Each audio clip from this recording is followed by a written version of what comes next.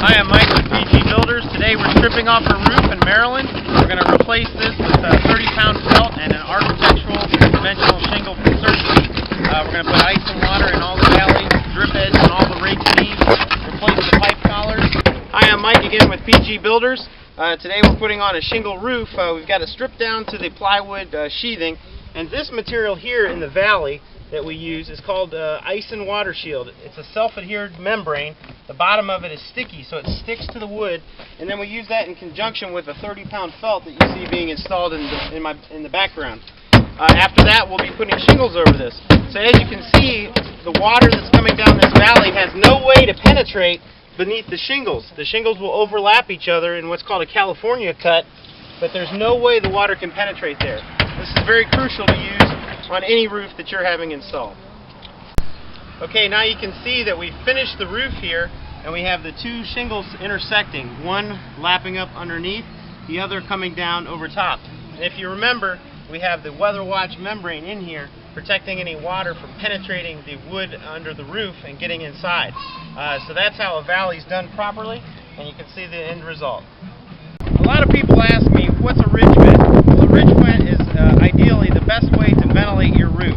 Traditionally, you would have vents in the surface about a quarter of the way down the roof on either side, usually on the back of the roof. What a ridge vent does is it opens up the peak of the roof 1.5 inches on either side by cutting into the roof, so essentially opening this up. Then we're going to put a covering over that and a shingle over that. It allows the roof to ventilate through the peak, which is the optimum place to ventilate, because as everyone knows, heat rises. It then draws air in from the soffits, which are located at the eaves under the gutters, and it creates a nice flow, ventilating your attic and keeping it free from moisture.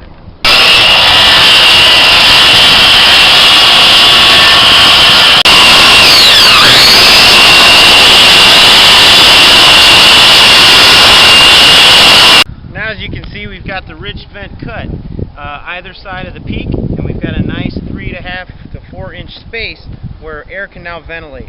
This square footage is going to be much greater than a couple square foot of vents would have provided.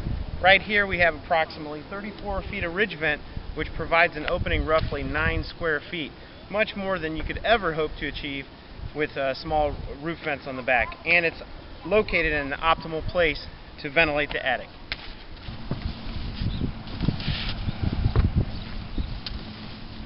Got it? This is the GAF Cobra Roll ridge vent. There are many types of ridge vent. This just happens to be one of them. What it does is it covers that opening on either side, and we can then nail it down at the truss locations all along the ridge. This will then get a hip and ridge shingle over top of it, leaving only a slight profile that's barely detectable from the street, but it will allow all that air to ventilate right out through that mesh, but the mesh keeps bugs and insects, birds, and other unwanted pests out of your attic space. It's a simple solution.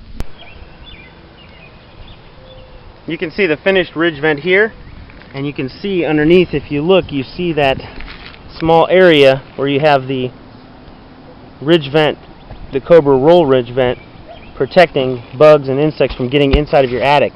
But it allows the attic to breathe. It allows that air to escape, which is very important to get rid of heat and moisture. Now we have a finished roof and a finished ridge vent.